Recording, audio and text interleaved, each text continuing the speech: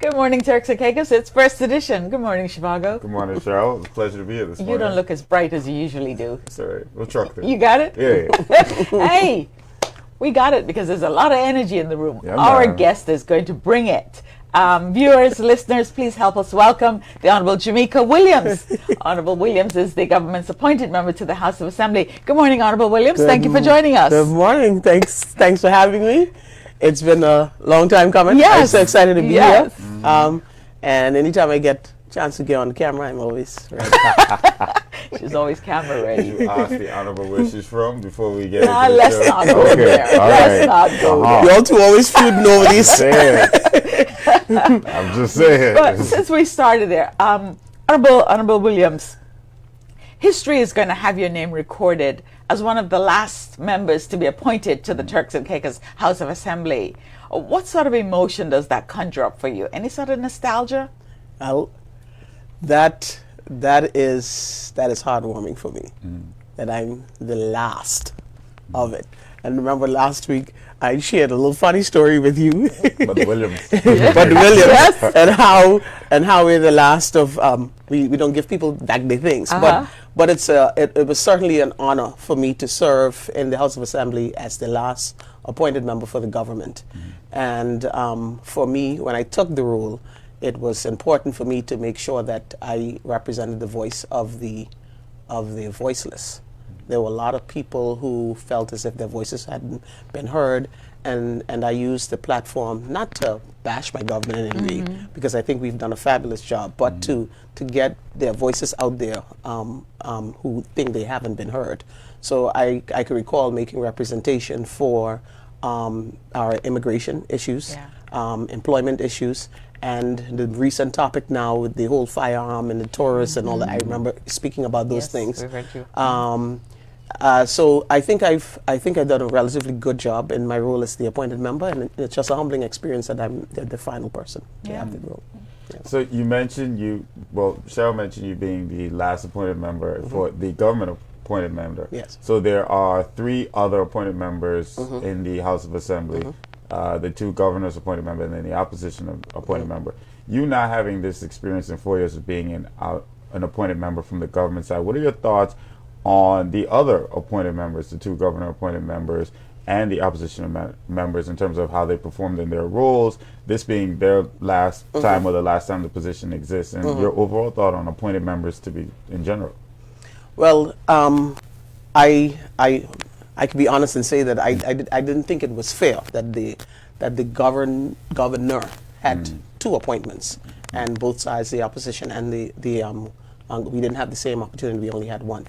But in general, I would say that all of us we contributed to the voices of people. Sometimes, especially from the opposition side, it was hard to hear some of the things that they said, but they represented a voice. They represented a voice. So I think everybody did well. We all got along well, and it's just great teamwork in there. The governor's appointed members, Honourable Charles and Honourable Billiard. I don't know if they will have Honourable Charles actually said that he doesn't have any more political ambition. I don't know what it is for Honourable Billiard, and I'm sure that Honourable Garland will want to put his name and run again and represent his party. But it was a good time working with them. I think we all did a good job at representing the issues and bringing it to the forefront in Parliament. So since you said Honourable Garland may represent his party, what's next for Honourable Williams? Well, for me, I have made it very clear from the onset when I took the job that I'm going to be on the ballot for the next election. And it was a lot of work to get to where I'm at, because I've always had political ambition. And for me, I've written into our party, the Progressive National Party, to express an interest in South Caicos. So we have a primary elections coming up, and I'm going to vie for that seat there in South Caicos. It wasn't an easy decision to decide where I wanted to go, because obviously I have a colleague who is the current sitting member for the position.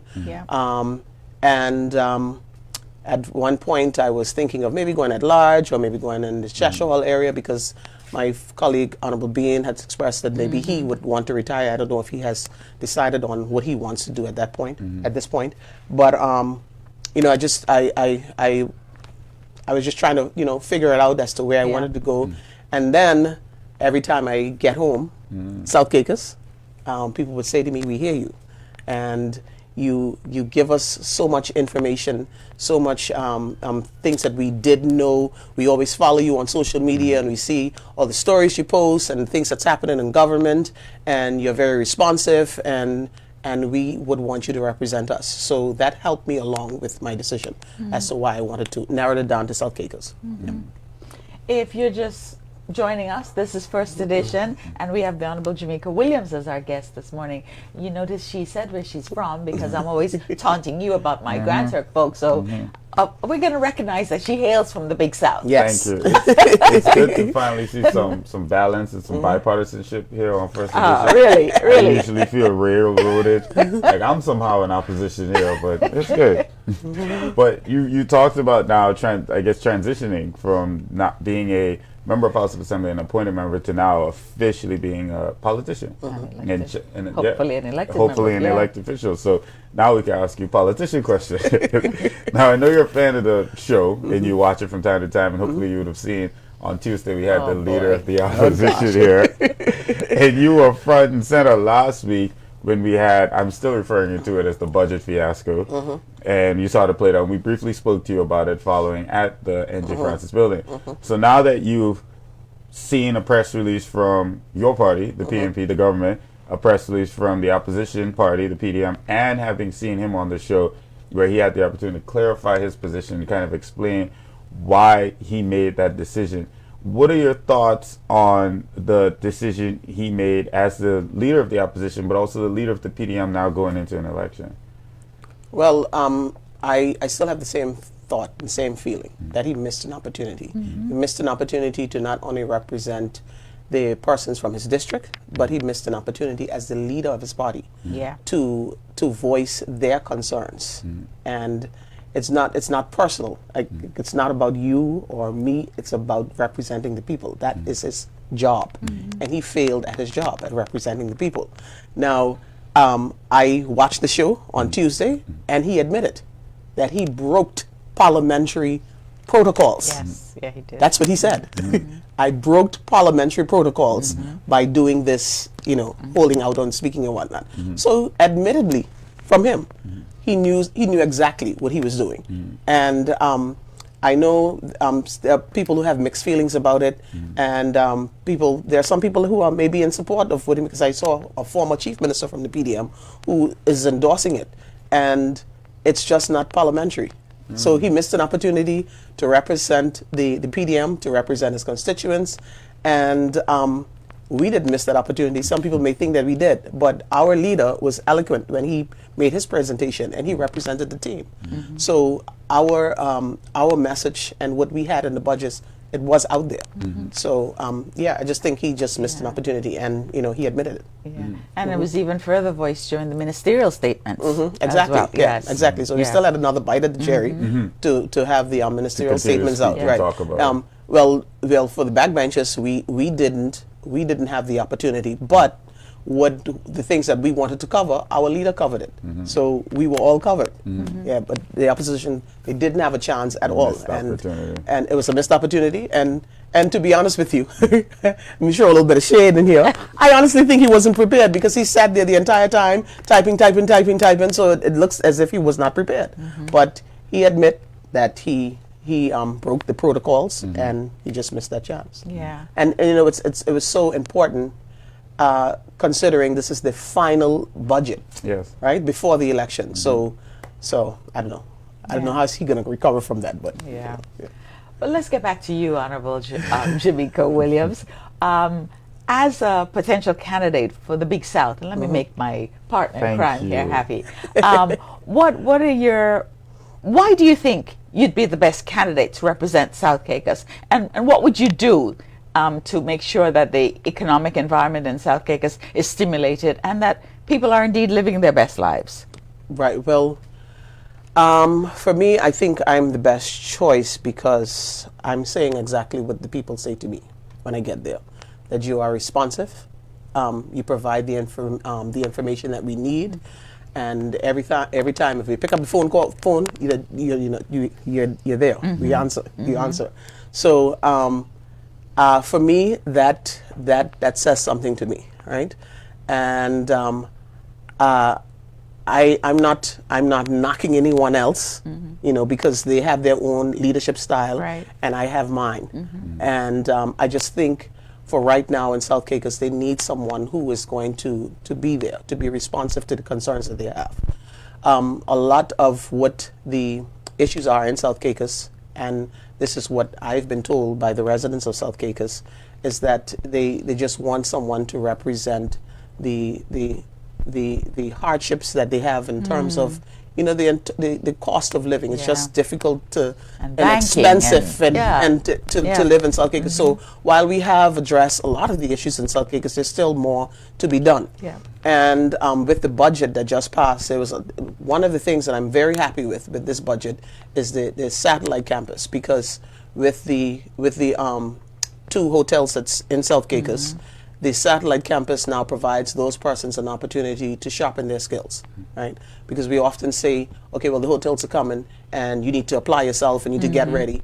But what are we doing to get them ready? So Right. this is an opportunity now for them to get ready with the satellite campus. There are courses with customer service, and it's a TVAT course, and they actually have a instructor on island. So if they need to go in and do, I think it's one of the teachers at the high school, so if they need to go in and do an exam, or if they just need the added support, there's someone there to get that done. I know that there's a lot of people, a lot of the persons living on South Caicos, they may not have the hospitality experience, but with the satellite campus, this at least certifies them to prepare themselves. In addition to that, this government, we've increased so many opportunities for the MSME program. We've had the increase of the grant assistance, the cash grant assistance, and while there is a need for employees at those resorts, there's also a great need for entrepreneurship, and it's a perfect opportunity for anyone, Yep. South Caicos people, to get ready for those opportunities. Because especially in the tourism industry, the opportunities there are endless. Yeah. And we are here as a government providing the access to the capital so that persons can prepare themselves. You need bed and breakfast. I believe there's one that I know of in South Caicos right now. We need more Airbnbs because we may not have enough hotel space. Yeah. But especially with the American Airlines coming in. Yeah. Right. There may be persons who may not want to go into a hotel and prefer going to bed and breakfast. We're going to need tour operators and water sport operators and taxi drivers. And South Caicos is like the place where we're going to start from the ground and bring it all the way up. So, and I'm always interested in the project. So, You hear that, so, Sarah? so All the the way up. opportunities are endless in South Caicos. I'm already jealous with the airlift. We have flights to Miami. No. Oh, please, You know we okay. had it first, right? We had it first. We had it first. Honorable Williams, so I do not need you supporting Chicago or giving him more fuel. In fact, I think I'll be asking all the rest of the questions for the rest of the show. The South Caicos people will be talking. Okay. And they're quiet. But so it's interesting. You're about to engage in a district internal runoff, basically a party candidacy runoff, a primary election. Sorry, lost for words today. I always find this to be, in a grand scheme, very challenging. Maybe even challenging than running in the party election, in the district election. You are now going to be put in a situation where you will have to, I guess, kind of challenge persons that you have at bare minimum a party camaraderie with. Now, you and I are both from South Caicos. There'll be other persons I've only seen, other than the incumbent and yourself, who represent very interesting situations. Him being the incumbent, having been there, you having been in the House of Assembly, also being from the island of South Caicos, so you have that legislative experience now. You have that passion. You're young and vibrant. And then I've seen another name, a young person that's on the outside who may not have the legislative experience or even be the incumbent. There may be other names popping up. Who knows? How do you migrate this minefield of a internal primary election and not kind of, I guess, destroy relationships within the party, or run the risk of creating, I'm not sure the word I'm looking for, but even dysfunction maybe within the party, where when you come, if you are fortunate enough to be victorious on the other side, you still can count on these individuals to be a part of the community and help you as the representative of Turks and Caicos if God blesses you with the opportunity to win. Well, certainly for me, I'm a team player, right? I'm a team player, and if for whatever reason I may not be successful, and it may be any of the others, I'm willing to support them. That's a given. Whoever the person is, I'm willing to support them. Let me just get that out of the way, because I believe, for this process, the primary process, that's the wish of the people. Yeah. So yes, they have said that they want me. They may have said to someone else that they want them as well. But in the primary process, whoever emerges as the candidate for South Caicos at that point, I am willing to work with that person. Of course, human nature, you'll be disappointed, yes, if it's not you. Yeah. But you have to move on, because that is the will of the people, and that's who they chose. Yeah. I can't say if that will be the same for anyone else if I'm the candidate. I'm the candidate, right? But I can only speak for myself. But the and I'm glad you asked this question, because I'm sure that it's been mentioned. I mean, I heard it mentioned before. Because currently the member for South Caicos is my colleague, and we both are in the House of Assembly together. But the challenge is a right of every person of the party. This isn't a situation where I'm undermining anyone, where I feel like I'm better than anyone.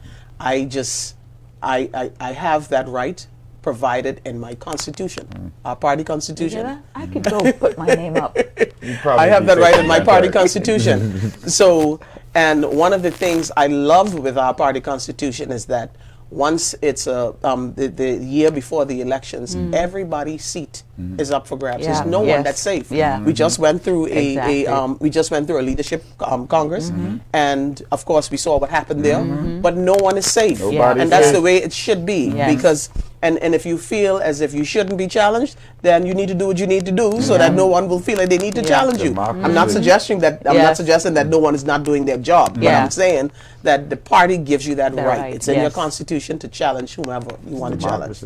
And the beauty about this is that it's the will of the people. So we're not going around with any private box and say, what do you think, but Cheryl, what do you think about this one, and put your name here and whatnot. There's a primary where the voters of South Caicos come out and they say to the Progressive National Party, this is who we want. So Honorable William Shivago just said you now have the legislative background. You're from the island of South Caicos. You know the people, but why not just sit back and say, okay, I've served. What's motivating you to go further, to become an elected member? Well, I tried this before. I tried this before in 2012, right? I was interested from a long time in politics, frontline politics. But of course, there's things you have to do to prepare yourself, and there are persons who feel like, I could do this. They see you and they, I could do this, and they just spring up from overnight. And it's like, where this one came from, right? There's a lot of work that you have to do internally and in the party.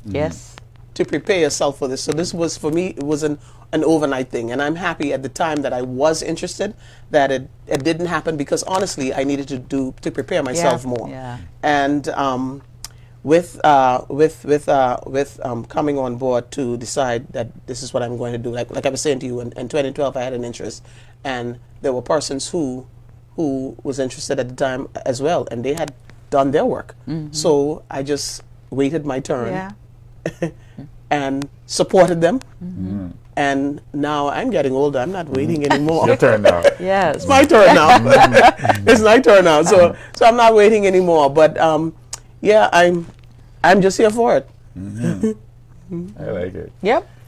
So I always talk about being a district representative is so much different than being with the new creation of the all-island candidacy. But being a district representative in the outer islands is a major task. We've seen Provo surge with economic development. I mean, it's this melting pot culturally. But then the outer islands, we still have the responsibility of preserving culture, preserving heritage, but also building economy, like building on the niches we have. So I remember last week, I think shortly after we interviewed you, we had the elected official for North Caicos, Annabelle Arlington Musgrove, and I thought that was a perfect synopsis. He was discussing how he has this role as a minister, but he has this responsibility to the people of North. Exactly. And he was talking about all the things economically that they were looking for in North Caicos. And I loved how you highlighted earlier these projects that are coming specific to South Caicos, and primarily how South Caicos persons or people from South Caicos can benefit. So my question is to you as a potential, let's just say you are the representative of South Caicos. What is your vision for South Caicos in terms of South Caicos people in the economy, how South Caicos people benefiting from the growth that's hopefully going to take place in South Caicos? How do you as a representative want to see that look? Well, one of the things that I think it's necessary in South Caicos is training. And as I mentioned with the satellite campus, that is a perfect way of getting it, but they need more hands-on training.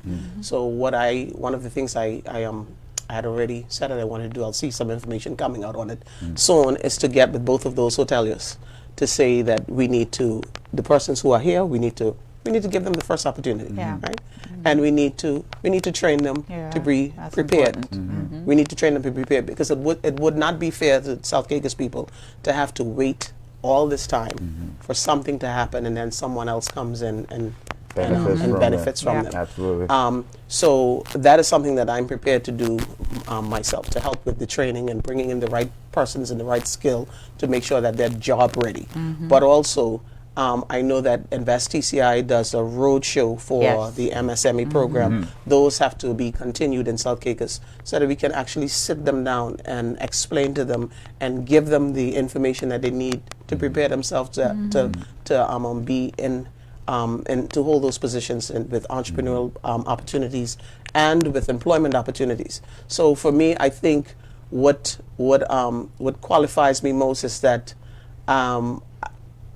South Caicos, they need someone that's very motherly, for lack of a better term, right? They need someone very motherly, and being a mother, I'm a motherly person, and that is what I want to help them to shape. Hold their hand. To help them to shape.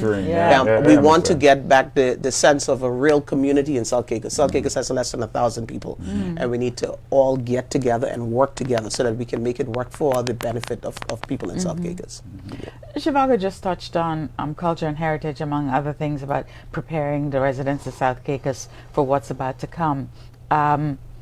We know that there's the annual regatta, and that it's growing by leaps and bounds. Last year, apparently, it was something to talk about. So, how are you going to ensure that with the advent and expansion of these hotels, that the culture of South Caicos isn't lost? Well, thank you. It surprised me sometimes.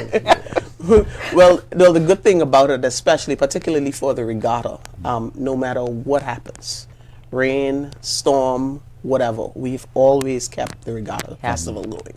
So that is a great part of our heritage and our culture. And with me as the MP for South Caicos, it'll be no different. We will just make it bigger and better.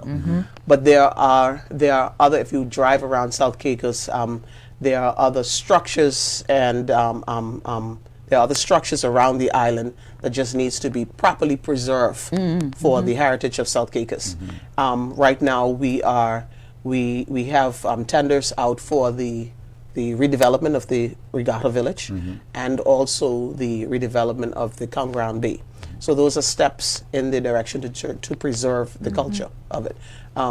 Cancun Bay we want to do like a welcome center, because of course, we have the ferry boats, so we want to make sure that we have proper running water and bathrooms and all of that stuff down in the Cancun area. And of course, the Regatta Village, that I saw the master plan for that is beautiful too, And like I said, there's other things around the island, like the boiling hole, and so we have to, that is something that is big for me, because those are things that are my childhood memories, right? And I would want to make sure that my children know about them. And so I'm all for preserving it, and I And I think we've already started to address some of that under this government. So it'll just continue. I love it. So you talk about the development of the Regatta Village, the enhancement of the Regatta Village, and development of Concran. We always ask the question to HODs and civil servants when they come here, but you potentially being the representative of South Caicos, if you were given a blank check, unlimited budget, Wow. what is that number one priority thing that you would make sure happen or is most necessity for the people of South Caicos? Well, the first thing I would do is an island-wide cleanup, right? Because that is needed, and that's something that, you know, everyone when they come in, they would say that that's what they want. But so an island-wide cleanup, I would purchase back property, and those properties I would use that for the persons in South Caicos who want to build their homes, and to also restore the homes in South Caicos, because unfortunately we do have some substandard living in South Caicos. So we would want to restore that. I would also restore the heritage portion of South Caicos, the Boiling Hole and the other historical sites. We had the old school that was important. We need to restore that back to at least to the way it did look, right?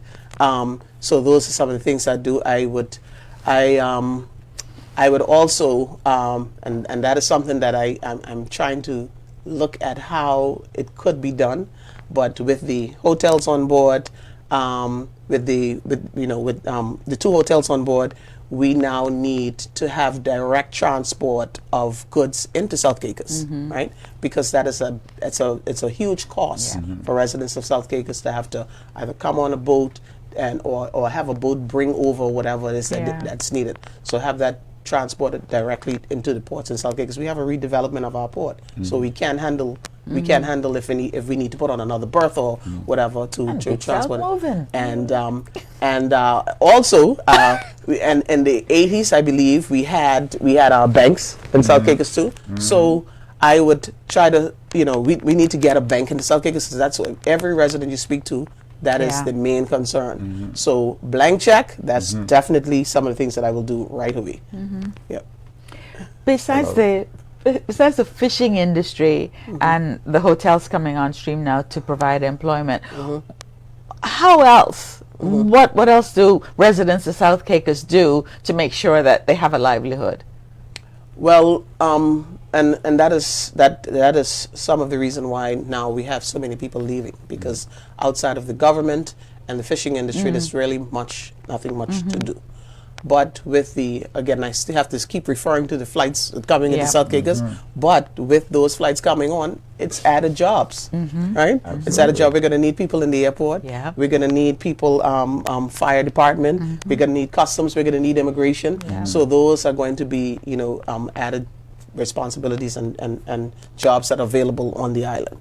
But again, I can't stop talking about the opportunities for entrepreneurship with the residents there. So we have to better prepare them so that they'll be ready to take advantage of some of those opportunities. Yeah, because it's going to be a lot needed. Yeah. What's the average age of a citizen in South Caicos? Do you have a lot of elderly or vulnerable? What's the age ratio? That's a great question. But I know in my demographic, I would say, but my demographic myself in Chicago will probably they'll probably be at the highest, right? And we have some elderly people, not very much, but there's still not much of the elderly, but still the bright faces that we always know from South Caicos, the elderly, like Miss Ruby, Miss Ruby and Miss Elaine. I went to South Caicos earlier this week, and I sat down with Miss Elaine and I started talking to her, and she's looking at me like, she ain't not too sure who you is. And then all of a sudden she said, "Oh, Jamaica, oh, Jamaica, I want you to take me."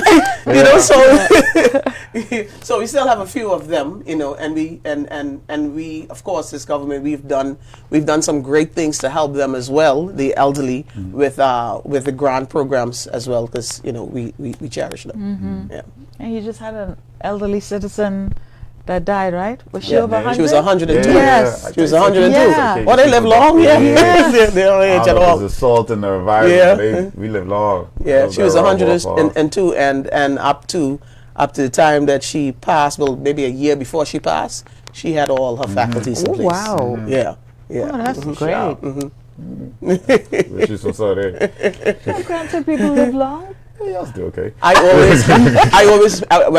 always admire Miss Ruby. Miss Ruby, when you go to South Caicos, Miss Ruby is 91 years old and still singing in the church choir. Oh, wow. Yes. I think it's time. As long as you stay out of trouble, you're okay.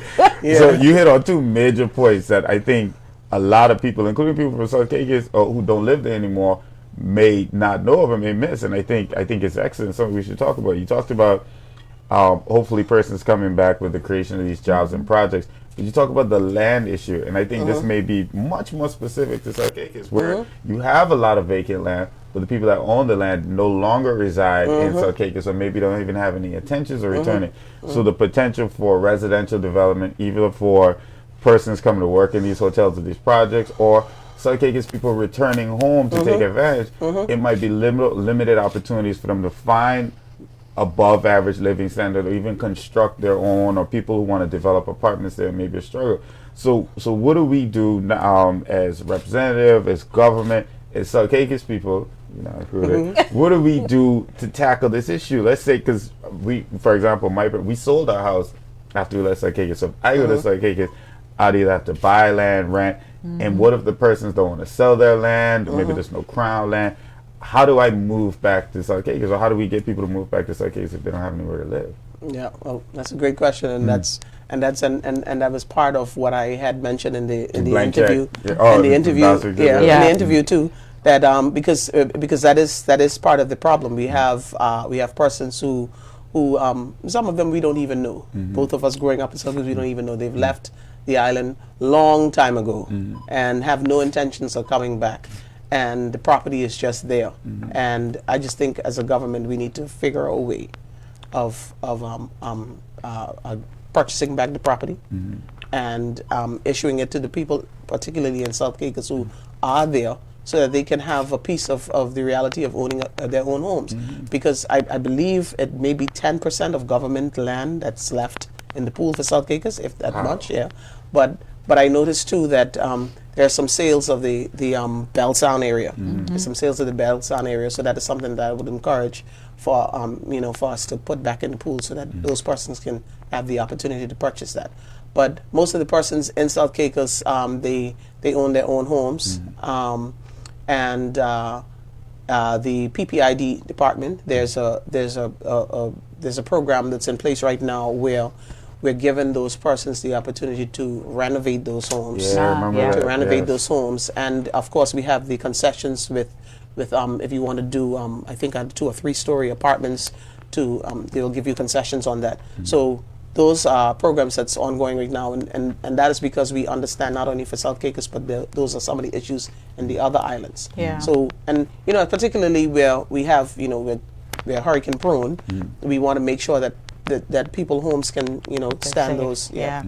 So those are things that I'm passionate about, and I want to see happen for people in South Caicos.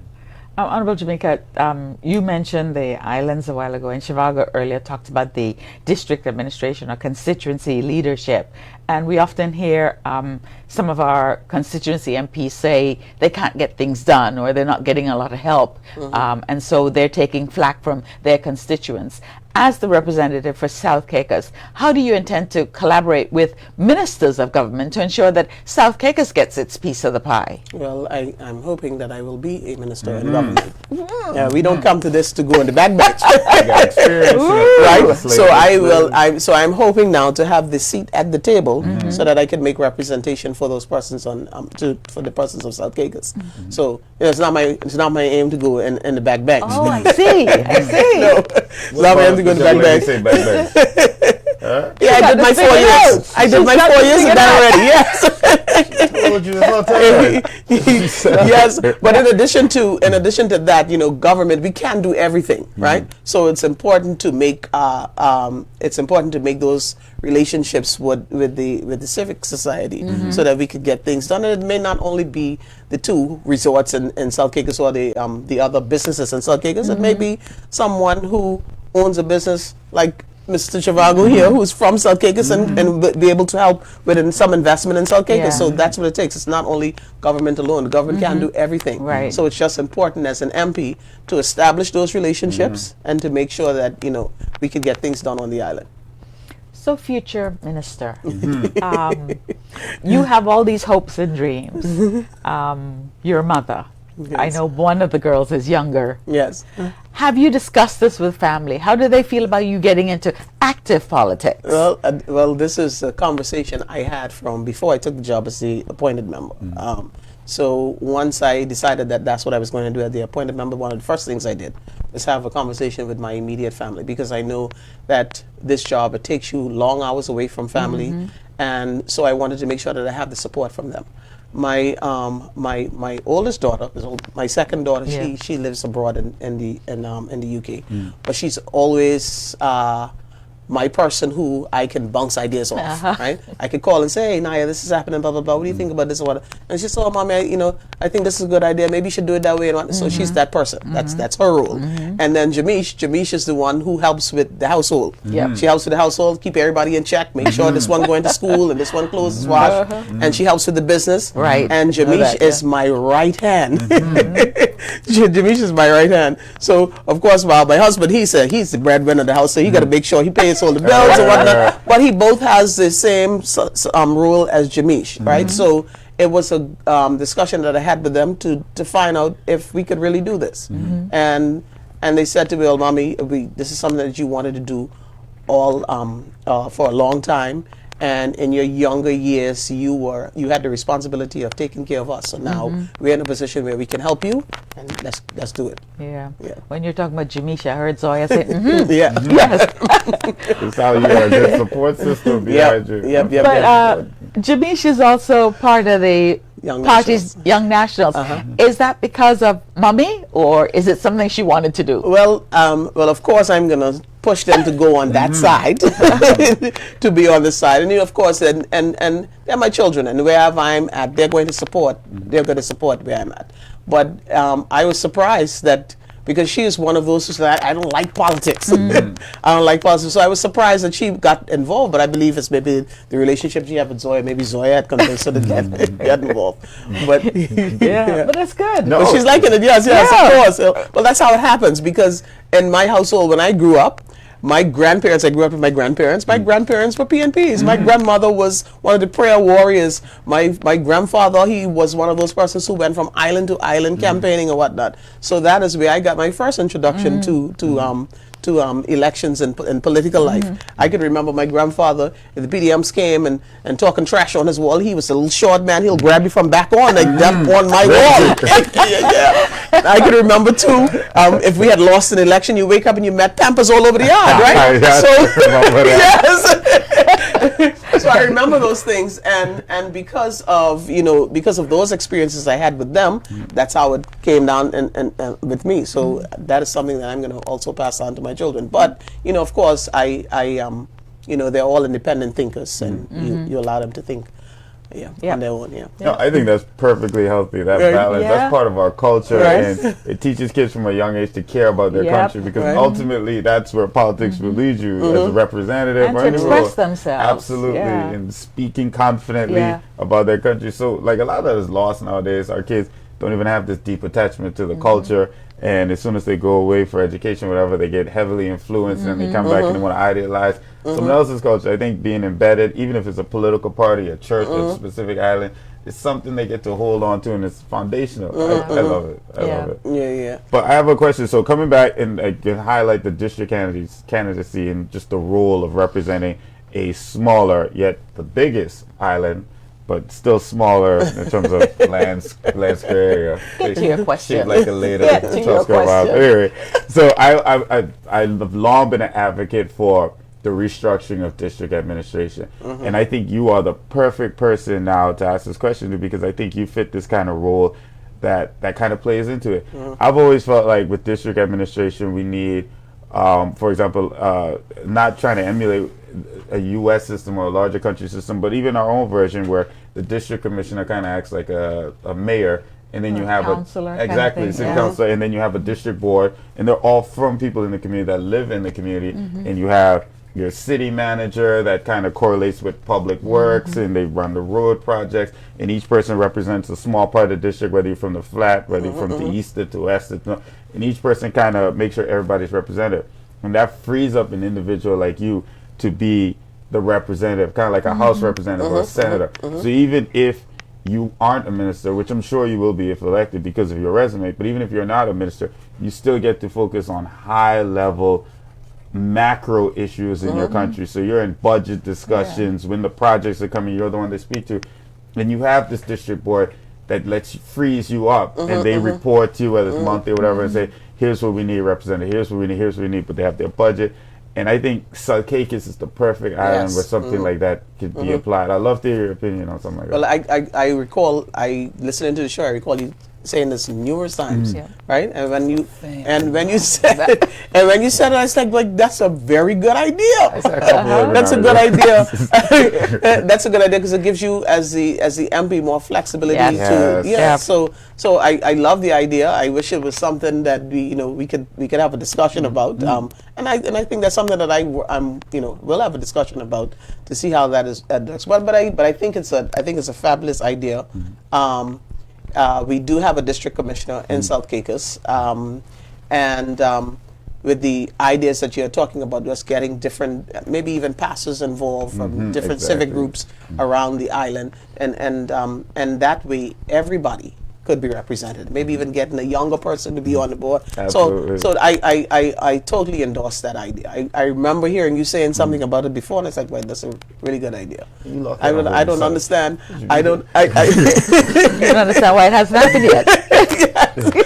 but it's perfect for the small islands like South Caicos and Grand Turk. Not sure how it will happen here in Provo because Provo have so many districts here already, and it looks as if we may have some more. But it's a perfect idea for the outer islands, and that's something that I would support. Yes. Honorable Williams, let's move away from South Caicos and speak of Turks and Caicos more generally. What are some of the challenges that you see Turks and Caicos facing, and some of the things that you would want to rectify almost immediately? Well, I'm glad you asked that question, because the one thing that I've been talking about from the time I hit Parliament doors was our immigration issue. And our immigration issue, there's so many other smaller issues that trickle down from the immigration issue, and we're seeing the issue with crime now, and that is of course as a result of our immigration issue. So I think immigration for me is number one, because we are not only losing our culture, we have increased crime, and there's so many other issues with the whole immigration problem that we have. I know, of course, we have the issue with Haiti because of geographic location being so close to us. That's an issue we have. But also, I would say, we have issues where we have persons from America and Canada and those persons as well. When they come in here, it seems, and I'm just saying to you what the average person will say to me, it seems if they're given the opportunity more than our own people, right? So that is also an issue, an immigration issue that we have to address, right? That is something that, as a cabinet minister, that I would want to dive into right away to figure out how is it we going to address that, because this is Turks and Caicos, and the only persons who are supposed to be benefiting from Turks and Caicos is Turks and Caicos Islanders, and we have to make that happen for our people. Not saying that it isn't. It is, but we need to. We just need to do a bit more. Because we're just losing people. We're losing people. People are leaving and going to other countries to live, and for me, I am not going to live anywhere else. I can't see me living anywhere else, and it's only a few of us left. So there's no reason why we shouldn't be reaping the benefits for us. So that is something that I'm hugely passionate about. I think she's incredibly consistent, because I remember when the people were talking about at the ground level, the average Joe level, about the discrepancy between the sentencing and the prosecution of persons charged with illegal firearm and ammunition, and then we had tourists being going through the airport and getting COVID legal. And she And addressed it. she was one of Yeah, the only yeah, people at remember. that executive level, at the legislative level, that even made mention of it and saw how this could be viewed. And I agree, as an injustice to our people. Why is it, when opportunities are available, it's so people are so comfortable with expecting expats to get it? Now on the judicial side, we're even comfortable with the idea of people getting sentences that are less severe than our people, when the judicial system is supposed to be more fair than anything else. Consistent. Equitable, yeah. So I really love that you're consistent when it comes to representing your people at any level. So now I got a special question for you now. So we've had this conversation now going into almost an hour about the Honorable Jamaica being a minister. Now, without us projecting the image of covetousness, we're saying you watching nobody ministry, but where do you think would be a best fit for you as a I was minister? going to ask her that. Oh, yeah. I felt like you were Yeah. Okay, let's see where she's going with this. I take this one for you. Well, I would think, well, I hope I don't get any trouble for this, Chicago. This is just a wish. This is on your wish list. Yes. You like Well, my background is in tourism, right? I have a tourism I knew she was degree, gonna say right? that. Yeah. So Yeah. my background is in tourism, but to be honest with you, if it was my choice, I would say Home Affairs. Really? Yes, I would say Home Affairs. Tell us why. I would say Home Affairs, and the reason why I would say Home Affairs because the social issues that's under that ministry, I think I have the. There's nothing like experiencing something for yourself Yeah. and then turning around to actually fix it. Yeah. So, I've lived these situations myself, right? Employment And issues. and that is something exactly. That is something that I said from the onset when I accepted the job as the appointed member. I've had, and I'm an open book. There's no shame in my game, right?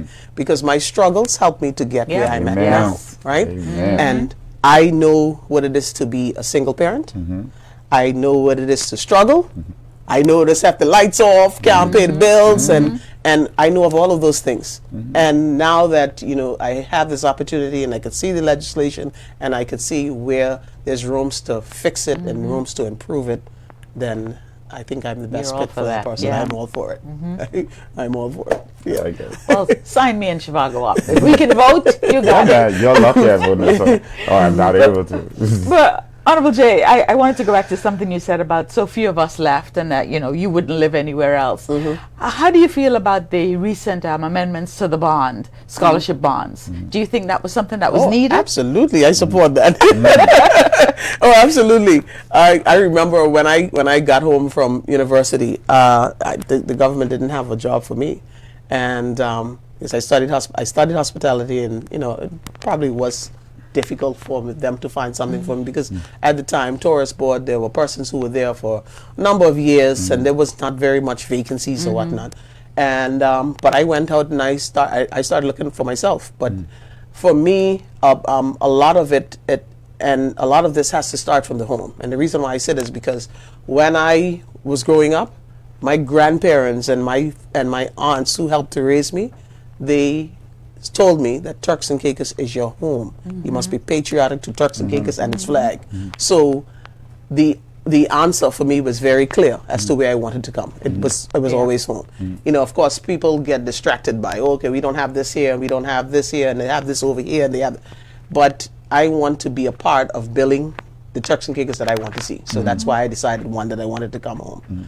But I support the bond idea because we're spending millions and millions of dollars in scholarships. Yep. And it's so unfair that people just feel like they don't need to come home after, right? So I believe it's I believe you have a 3-month window that you have to come home and they find something within 3 months, and then it's after 90 that you're days, allowed to go back where. So if you feel like if you decide, okay, I'm going to come home in three months, and if they don't find anything for me, then I move on. Okay, then fine. But your first priority should be to serve your country. Yeah. I will never serve anyone else's country before I serve my own. Yeah. And we're still a relatively young country, right? Absolutely. We're not even 50 years old as yet, We need right? every So bit we of- need every bit of skill that's needed to build this country. And people have to be patient and want to help to do that. Yeah. So that for me, that was my goal. Was, I'm not going to stay and build America or build anyone else's country. I want to come in and build. We can't all leave. We have to stay. Somebody has to stay. Yeah.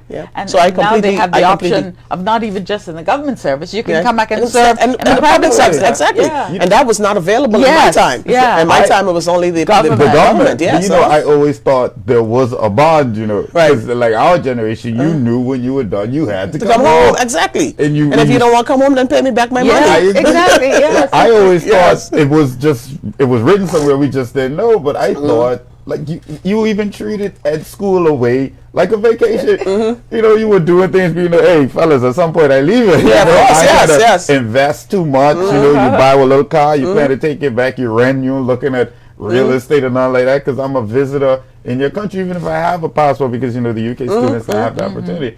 But that was never the case. But I always had this opinion: we will get to a generation that gets to live their best life. Yeah. But we're such a young country, a young nation. The rest of us are gonna have to sacrifice. We won't get the bowling alley. We may not get the movie theater. Someday we'll have it, but we're gonna have to go through it and suffer and make that sacrifice. Exactly. When I want to go to a bowling alley and when I want to watch a movie, I buy a ticket. Hop on a flight. I buy a ticket and I do that and I get back. Right. And we have that luxury. But the unfortunate thing is, here, our parents here now, they're telling their children, "Well, don't come back." Yeah. You can't tell your children not to come back. I can't imagine my parents saying something you can't tell them not to come back.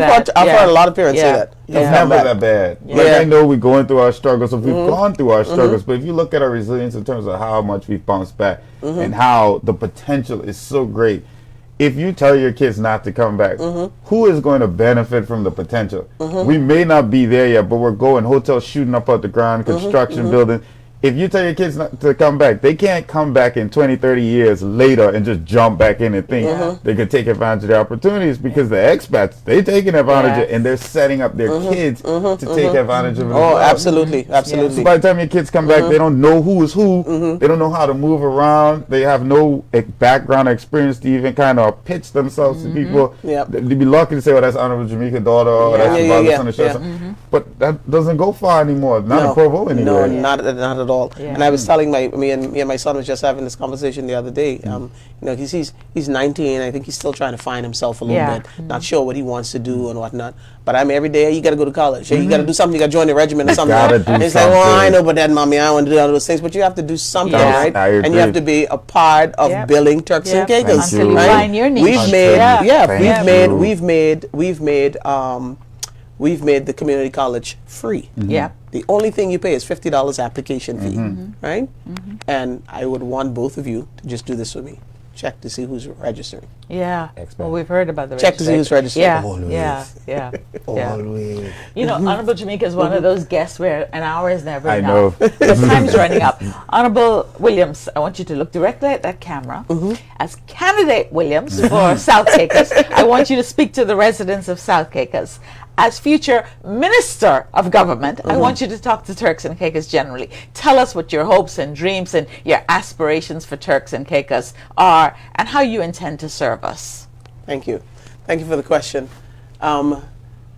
My dreams and hopes is for each and every individual of Turks and Caicos to live their best life and to take up all of the benefits that this country offers. My dream is for South Caicos is to not only be the big South, but the prosperous South. I have been through many of your homes and knocking on doors and asking you for your support, because at the end of the day, you said to me that you heard my voice. You heard my voice on Parliament floor, and you've heard my voice with just a simple phone call that you could pick up, and you know that I would be there for you. So this voice is the voice that you could trust and send to do the work of the people of not only South Caicos, but the people of the Turks and Caicos Islands. So I'm hoping that, with having the opportunity to serve the people of South Caicos, that I would, of course, be a minister in government to be at the first seat at the table to get those things done on your behalf. Honorable Williams, it's been a pleasure having you on. We're looking forward to great things from you. Like Shivago said, if we could vote in South Caicos, that's a foregone conclusion. But we wish you all the very best. We wish you well. Thank you so much for coming. It's been a pleasure having you. This has been First Edition. I'm Cheryl Ann Forman. And I'm Shivago Jolly, hailing from Big South.